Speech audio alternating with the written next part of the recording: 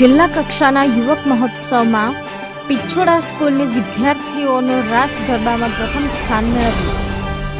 દાહોદના ગુરુકુળ વિદ્યાલય છાપરી ખાતે જિલ્લા કક્ષાના યુવક મહોત્સવમાં શ્રી ઉચ્ચતર માધ્યમિક વિદ્યાલય પિછોડા શાળાની વિદ્યાર્થીનીઓ રાસ પ્રાચીન ગરબામાં ભાગ લીધો હતો.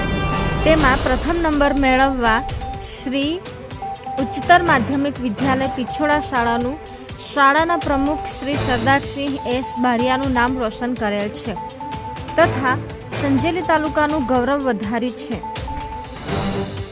આ શાળાની વિદ્યાર્થીનીઓ રાજ્યકક્ષાની નવરાત્રિ મહોત્સવ અમદાવાદ GMDC મેદાનમાં નવરાત્રિમાં ભાગ લેશે.